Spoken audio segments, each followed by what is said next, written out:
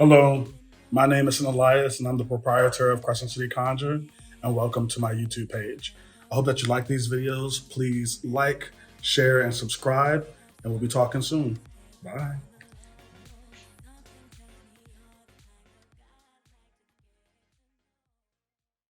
Today, we're going to be talking about moon magic. So imagine that each of these candles represents the movement of the moon, the different phases of the moon. So first, we got to talk about the different phases of the moon. Really basic information, but something that's going to stick with you the entire ride. No matter how complex the subject of moon magic is, we got to talk about the different phases of the moon.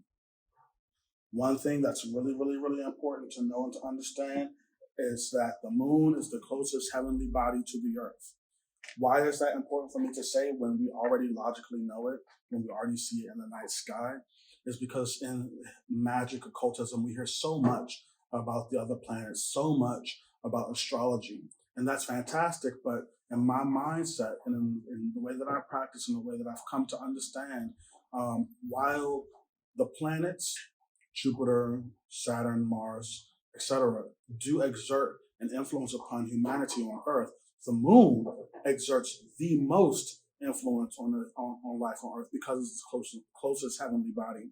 And no matter what tradition you practice, this is a fact. This is a simple truth. We look up in the sky and we see her first before we see the stars. So let's talk about some of the physical things that the moon affects here on Earth before we go into the metaphysical. So it controls the tides. When the moon is going towards full, the tides are high, I believe. It also exerts an energy on the cycle of women. And so the cycle of women lasts about the same amount of time as the cycle of the moon.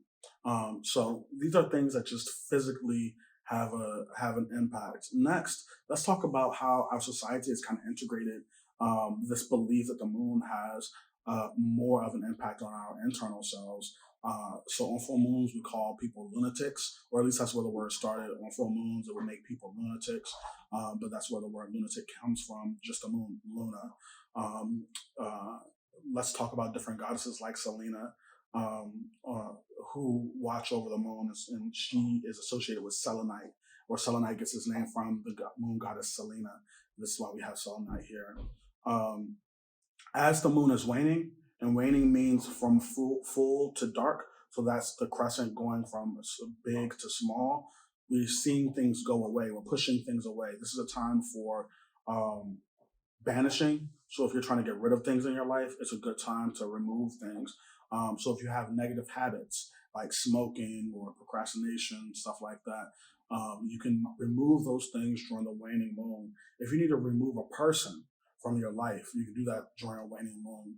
A waning moon is also a good time to curse. All right, and we only talk about cursing in an ethical sense on this channel. So ethical means justified. You will only do something negative towards someone if it is going to have a healthy and beneficial outcome for the whole, which usually depends on a reading, okay? So as we move forward and I talk about cursing casually, I want everyone to understand that I mean it in a healthy and ethical sense. So waning moon is when you want to do that, or the dark moon is when you can do negative work as well. On the new moon, so this is when the moon starts to peak up again. You see that Cheshire cat smile. It's a time to begin any new thing. If you want to see something grow, meaning a new project, you have a new project that you want to start, do a spell to ensure its success on the new moon. Yes, you could do a spell on the full moon. The full moon is good for anything, but the full moon can often provide too much power. You really want to be careful of this. So whenever you do a crown success working or you work on the full moon, you're asking for the full boom. And so people think, oh, the full boom is good. I want it all, and I want it all now. But if you aren't prepared, if your infrastructure is not prepared, if you don't have enough product, and you do something for as like crown successful on a full moon, and you get a lot of clientele, a lot of interest, you may not be able to keep up, and you shot yourself in the foot. You ended your business before it began. And so you do want to be very wise about when and why you do work. So whenever you're starting something new, do it on the full moon, and it will steadily grow with the process. It will steadily grow with the process, much like the moon is growing. On full moons, as I've become older in my practice, I prefer to give honor and thanks. I ask for a lot. And I do a lot of spell work across traditions, you know. So on full moons, I like to not ask for anything and just show appreciation, love, honor, and respect for all of the blessings that are around me at all times. It gives me a moment to be humble and to understand that I already have everything that I need. And so instead of asking and asking and asking, to accept and to observe and to allow, which is a different type of magic, a different type of relationship to the divine. I'm extremely grateful and thankful for the divine, whatever intelligence structured all this beautiful stuff around us. And I want to make sure that I'm always in a space of humility and gratitude above all else. And so on full moons, I tend to do that. And let me tell you something, baby. Gratitude may be one of the greatest spells you ever cast. We're going to go a little further about moon magic. We're going to discuss this more in an occultist language. So if there are some things that you're unfamiliar with, just look them up, and it may be an opportunity for increased growth for you. But this section of the conversation is going to be a tad more advanced. When we're talking about witchcraft, especially if we're going to look at Alexandrian witchcraft, which I'm initiated into, so that's my perspective. We incorporate things like the Kabbalistic tree of life into our work. The Kabbalistic tree of life is a map of all existence or the creation of the universe. And it talks about how things fell down from original creation slash the Big Bang down into the physical manifestation of everything we currently have here in the Sephra of Malkuth. So the Sephra of Malkuth is the most dense and solid form of creation. And what we're discussing in a lot of ways are the different elements, and I do mean the elements on the periodic table, and how they collide with one another and form these relationships to create things like water, hydrogen, and oxygen. So when we're moving from the mundane world of the responsibilities with work and with school and with children and with your partner, which could be considered Malkuth, or the most basic and solid plane of existence, the most mundane plane of existence. When we're talking about doing rituals, especially when we're discussing moon rituals, we're discussing a certain sephra called Yesod. All right, Yesod is the next level up, or the next level through. That's what I'll say, which is a really interesting concept. So now I want you to take your attention to your internal landscape. I want you to take your attention to your dreamscape. I want you to take your attention to your meditations and your internal landscape in that way. Whenever you do rituals, it's important for you to separate yourself from your mundane world. You are no longer in Malkuth. You have transitioned to Yesod. Your whole mindset must change. So for me, it feels like I live more than two, but it feels like I live two different lives. One is one in the light and one in the dark. So oftentimes when I'm doing ritual, it's dark in the room and I only have candles lit. And so, and I'm allowing myself to explore aspects of my psychology that I don't get to explore in the mundane world. And I have a coven. And so we work together to do that with one another. And so in this airy space, this subliminal space, this meditative space of Yesod, we're allowing ourselves to explore the beauty and diversity and uniqueness of our own spirit. And I think that has a lot to do with where magic comes from. Yes, you should use the phases of the moon for magic, but there are a lot of other correspondences as well. For me, in these days, I tend to use a lot of holidays and physical things that are going on the earth, things that are closer to me than further away from me. A lot of people will do a astrological chart on a full moon, which I think is beneficial to see what's happening in the sky. But baby, it's Mardi Gras. I'm trying to. We're going to be using that energy for how good, because they just thrown it away. So it's one way to do that during New Year's. Is another way. So if you're having a full moon during New Year's, that's good. Which happened this year. It was a full moon during the New Year. Mardi Gras, it's full moon. If it's your birthday, it's another good thing to take advantage of. Any of those other waves of energy. People don't talk about it very often, but using waves of energy and celebration is probably more beneficial than waiting for, Mercury to go to go direct.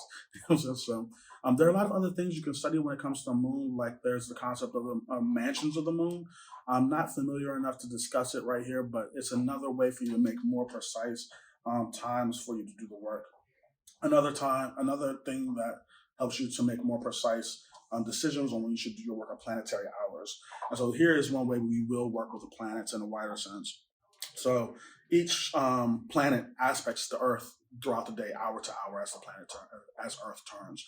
And so if you're able to catch the correct hour, then you can do your work in the hour of Jupiter, in the hour of Venus, in the hour of the Moon, in the hour of the Sun. And so you would take the day and the phase. So let's say I'm trying to draw love. I'm trying to draw something. And so I would be doing that during a waxing moon. As the moon increases, I'm trying to draw it towards me. Then I would be doing it on a Friday, because Friday is ruled by Venus. So I would be doing it during Friday during a waxing moon.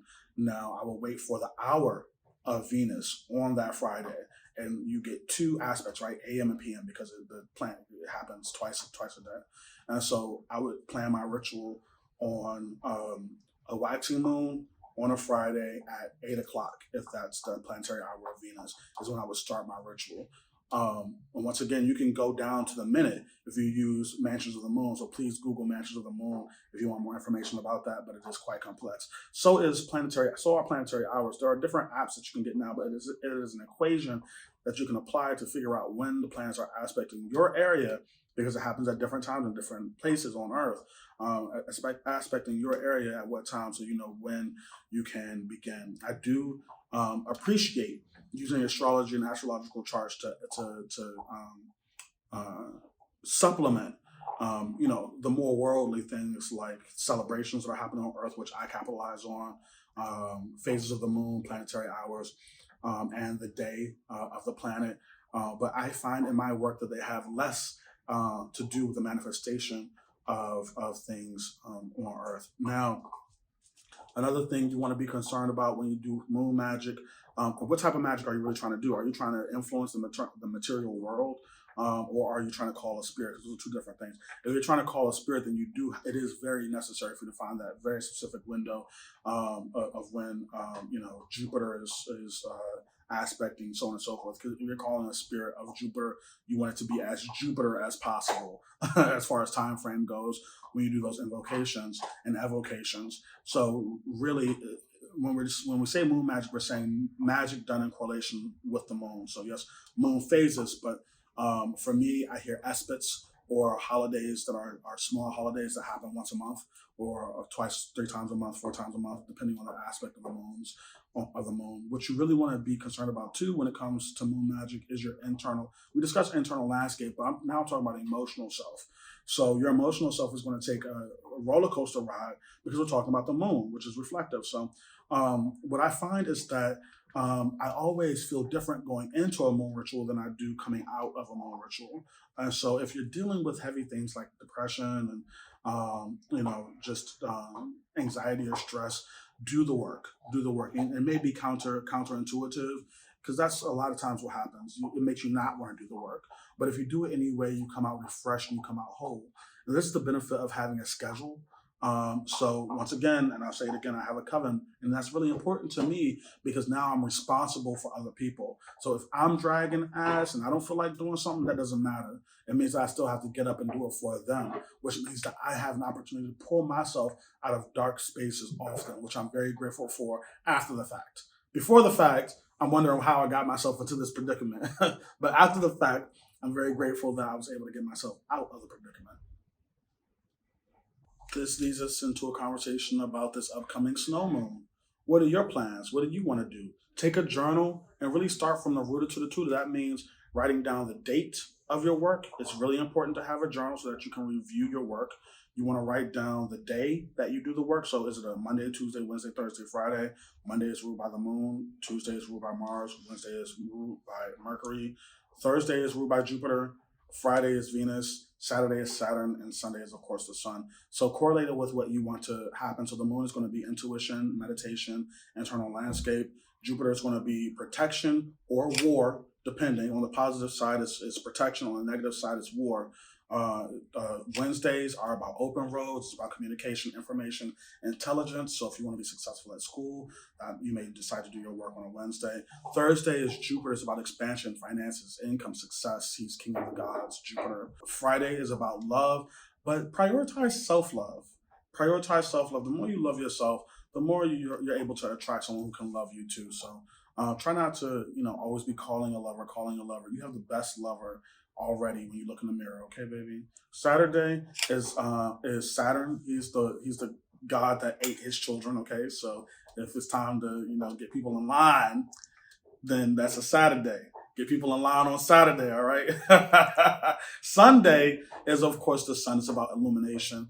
A good question to ask myself is what's the difference between Jupiter, which is about expansion, and the sun, which is about illumination?